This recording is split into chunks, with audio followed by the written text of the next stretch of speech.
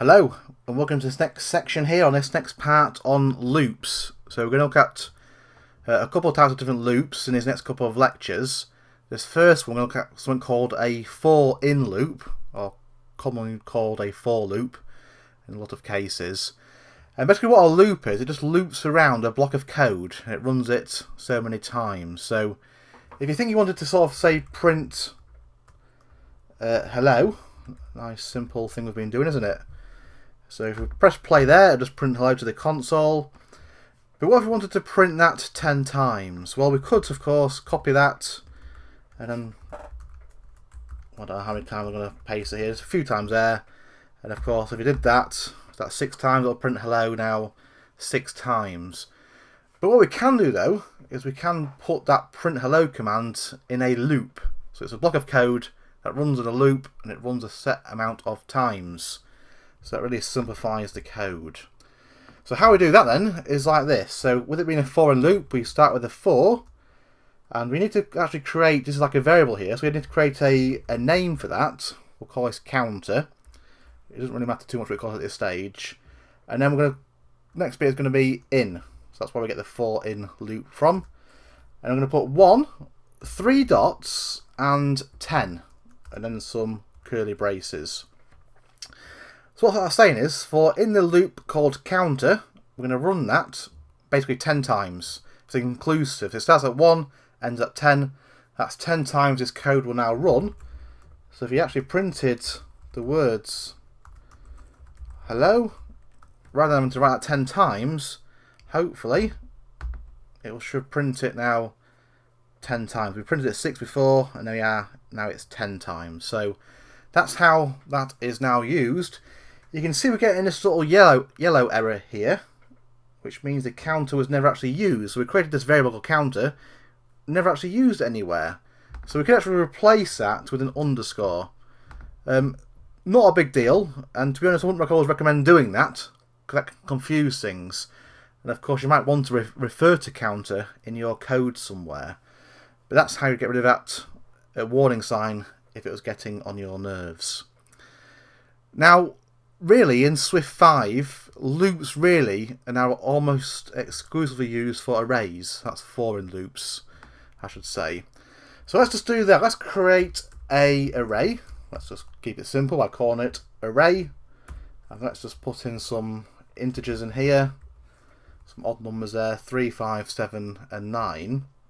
Now if you wanted to really print that array with a loop, so it goes through each different value, this is how we do it. So again, again we need to call it a name, so we'll call it numbers time in, so the for-in part there.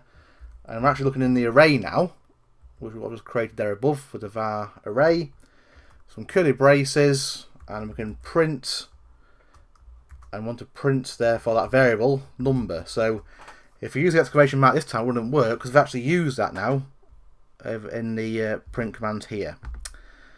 So let's see what happens here. And there you have it. It's printed 3, 5, 7, and 9. Now you may wonder, well, why don't you just print the array in the first place? Well, let's try that and see what happens. In fact, you'll know it'll work, but will it work in a slightly different way? And hopefully it will. So there you look, it's worked at the end there. It's actually printed the whole array on the same line, 3, 5, 7, and 9. But by using that for-in loop, though, we've printed 3, 5, 7, 9 on a different line, or, in effect, we've extracted each value out of that array.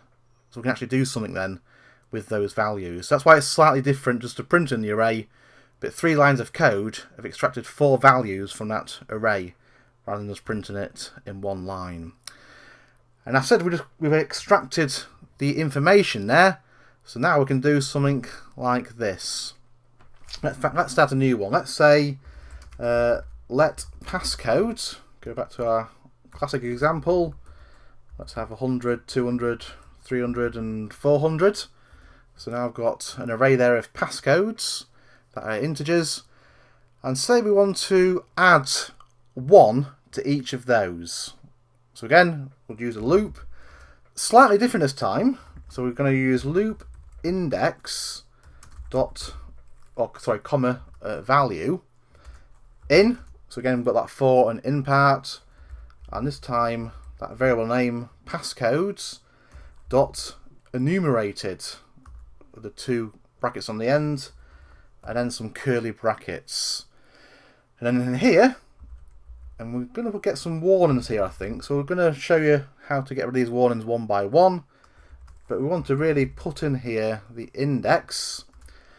And what we want to do, I want to add 1 to each of those values. So this is another new thing we've been introduced to here. Plus equals 1. So I'll add, and then equals obviously set. So add and set it on 1 to each of those passcodes. Now we have a red error here, which is bad news. That means your app won't compile, it won't work, and Apple won't accept it. So we need to fix this error. So what it's saying here is, look, cannot call value of non-function type int. So what we really need to do is we need to identify this index with an int, or integer. So it's the square bracket, capital I for integer, int. We'll get rid of the end bracket there because it needs to go round this index. So what we're actually doing there is defining the index as an integer. Now we've got the plus and equals 1. Now we have another error. And hopefully, if you remember right back to the variables lecture, you'll understand why this error is here. So it says left side of mutating operator isn't mutable.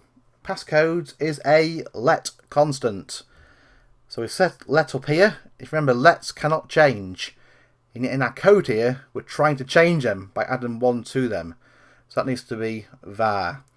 So the technical jargon here is, when it's a let, that means that passcodes is immutable, as in it cannot change. Now we need it to be mutable.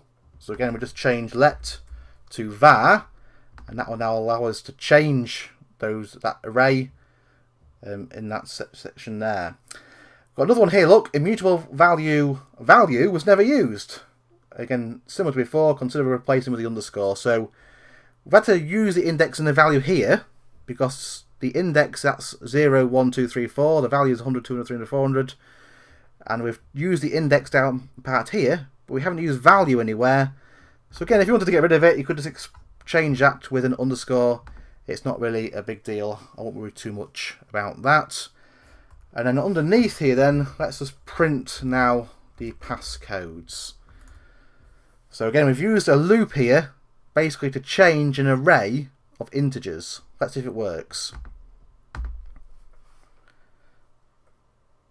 And it has, look. So the original array was 100, 200, 300, 400. And now I've used that loop to change each member of that array to 1 more in value. So 100 becomes 101, 200 becomes 201, etc, etc. So that's a very brief introduction there into for-in loops. So basically we have the for and the in, and in between the curly braces, whatever code you want to run and how many times you want to run it, basically. So let's move on to our challenge now then.